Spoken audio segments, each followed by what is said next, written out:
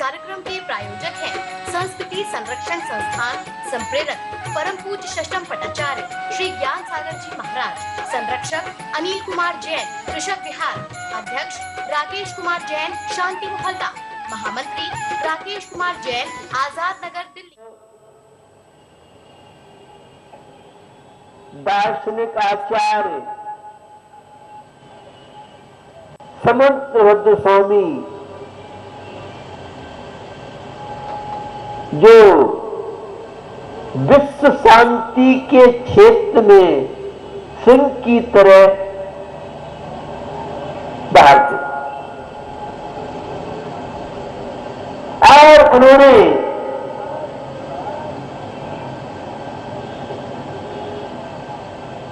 उस भक्ति के प्रसंग में भी शादवाद, अभिकांतवाद, दार्शनिक झलक की उनकी बहुत कृतियां हैं। दिवागम स्तोत्र, युक्तानुशासन, स्वयंभू स्तोत्र आदि बहुत कृतियां हैं जहां उन्होंने दार्शनिक जगत में हमारा मार्गदर्शन किया। वही उन्होंने सामान्य लोग कैसे जीवन जी सकते हैं तो रतन करंड श्रावकाचार्य के माध्यम से मात्र 150 कारिकाएं हैं, श्लोक हैं, लेकिन गागर में सागर भरने का प्रयास किया। उसकी एक कारिका आपते नो छिन्न दोषेण सर्वज्ञ नागमेशना भवतव्यम योगेन नान्यथा प्राप्तता भवे। परमात्मा हमारा आराध्य, हमारा उपास्य, कहाँ हमारा समर्पण हो, किसके प्रति समर्पण हो, हम किसे आदर्श माने। विश्व में अपने आप को गॉड कहने वाले बहुत ही तो फार्मूला दिया समंत भक्त स्वामी ने, आपते नो छिन्न दोषे। परमात्मा कौन हो सकता है, आराध्य कौन हो सकता है, जीवन में हितैषी कौन हो सकता है, तो शर्त रखी उन्होंने जिनके संपूर्ण कलमश समाप्त हो चुके हैं, पाप समाप्त हो चुके हैं, सारे दोषों से मुक्त हो चुके हैं, वही हमारे जीवन में आदर्श, उपास्य, आराध्य परमात्मा होते हैं। हमारी भारतीय संस्कृति एक आध्यात्मिक प्रधान संस्कृति रही है और आध्यात्मिकता जैसे शरीर में रीढ़ की हड्डी का महत्व है, उसी तरह से आध्यात्मिकता हमारी भारतीय संस्कृति की प्रमुख देन। दर्शन तो बहुत है और सभी अपनी अपनी चर्चा करते हैं, लेकिन परमात्मा बनने की कला जो भारतीय संस्कृति में मिलेगी वह अन्यत्र बहुत कठिन।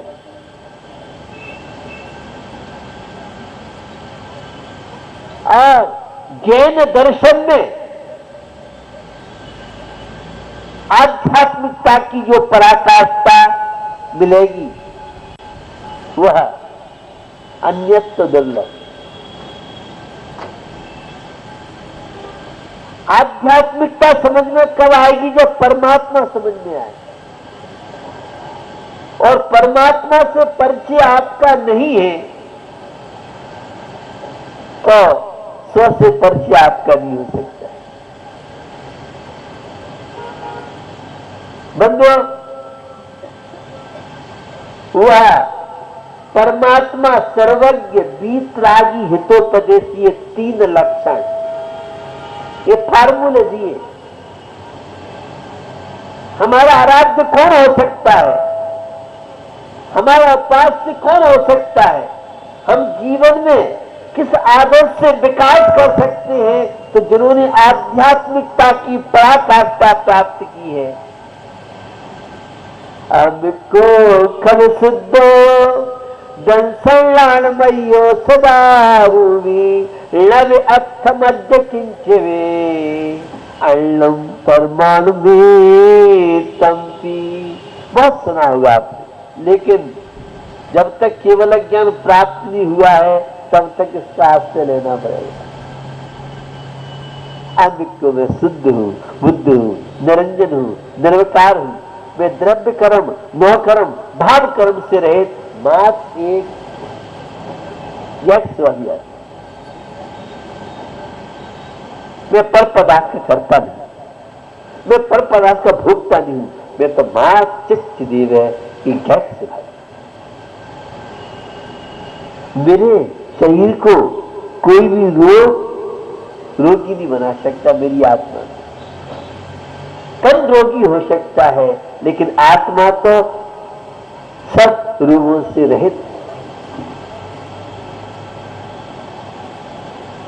मुझे कोई सता नहीं सकता है, मुझे कोई जला नहीं सकता है, मुझे कोई कष्ट नहीं पहुंच सकता है। मैं चैतन्य आत्मा। और यह आध्यात्मिकता जीवन में आ जाए, शरीर अलग है, आत्मा अलग। शास्त्रीय भाषा में इसे बोलते हैं सम्यक दर्शन। सम्यक दर्शन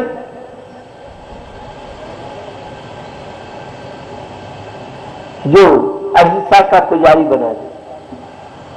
सम्यक दर्शन भगवान महावीर के संकट हमें बना। मिथ्या दर्शन अशांति का जीवन, तनावों का जीवन, समस्याओं का जीवन, ये सारा मिथ्या दर्शन।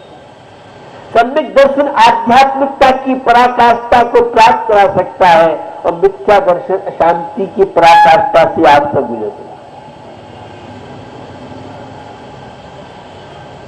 सर्वज्ञ नाग मेषना, सर्वज्ञ हो, विश्व को जानने की क्षमता जिनके ज्ञान में है, उन्हें अनंत तो सिद्ध परमेष्टि के नाम से, सच्ची आप्त के नाम से जानते। और मेरी भावना की पंक्ति आप सबको याद है, जिसने राग देश का मादिक जीते सब जग जान लिया, सब जीवों को मोक्ष मार्ग का निष्प्रय हो उपदेश दिया। बुद्ध वीर जिन हर हर ब्रह्मा या उसको स्वाधीन कहो, भक्ति भाव से प्रेरित हो या चित्त उसी में लीन रहे। दो शब्दों में परमात्मा का लक्षण, जिसके राग देश समाप्त हो चुकी है वही हमारा आराध्य है, बीतराग वही आराध्य। और एक बात कई बार आपने सुनी होगी, जो भक्ति से प्रभावित हो जाए और आलोचक से, निंदक से रुष्ट हो जाए, वह कभी भगवान नहीं हो सकते, परमात्मा नहीं हो सकते।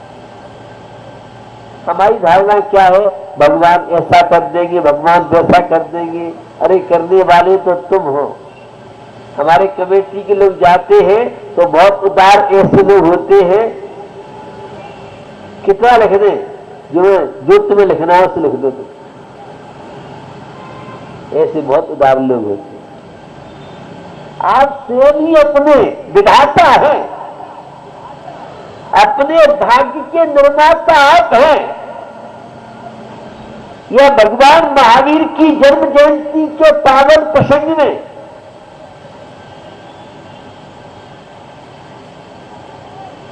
आज सबको मौका मिला है विधाता बनने, परमात्मा बनने।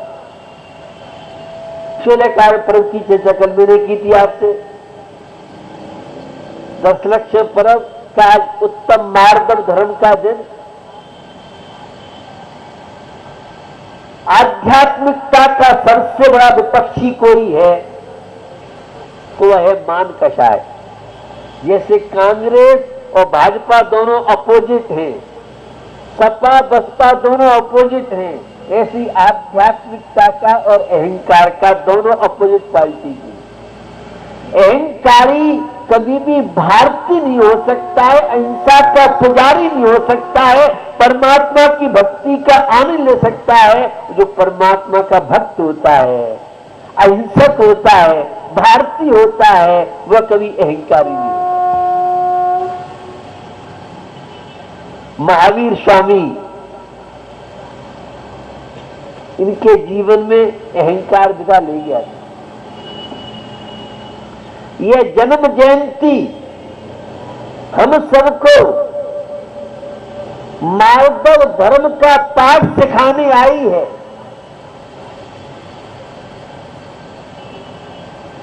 सिद्धार्थ के घर में कोई वैभव की कमी नहीं थी। मां त्रिशला के आंगन में इस भौतिकता विलासता की कमी नहीं थी, लेकिन उस अध्यात्म प्रेमी जिसने समझा था स्व को स्व, पर को पर, जिसने समझा था संसार के सत्य को। क्या है संसार? हरे वृक्ष पर तोता बैठा करता मौज बिहारी, सूखा तरवर उड़ गया पंछी क्षण में प्रीत निसारी, समझ मन बाबरे सब सारथ का संसारा। बड़ा स्वार्थी संसार है। वो आध्यात्मिक क्षेत्र में स्वार्थी का बड़ा महत्व है और सबसे ज्यादा खतरनाक है तो स्वार्थ है। अब आप कहेंगे चित्त भी आपकी, पट्टी भी आपकी, माइक पर आप बैठे हो, समझने का प्रयास करें। आत्मिक विकास के क्षेत्र में जो स्वार्थ की भावना है, स्व कल्याण की, समय सार बनने की, रत्नत्व की प्राप्ति की, शुद्धोपयोग निर्विकल्प 20 लाख परम समाधि में रमण करने की जो भी भावना है, ये जो स्वार्थ की भावना है, ये केवल ज्ञान प्राप्त में कारण बनता है। और केवल अपना मतलब सिद्ध कर लो और दूसरों की खुशियां छीन लो, ये स्वार्थ घातक है, यह हिंसक जीवन का प्रभाव है। भगवान महावीर जब रोड पर चलते थे तो एक तिनका पर, घास पर भी पैर नहीं रखते थे। जो चैतन्य मेरे अंदर है वही चैतन्य इसके अंदर है।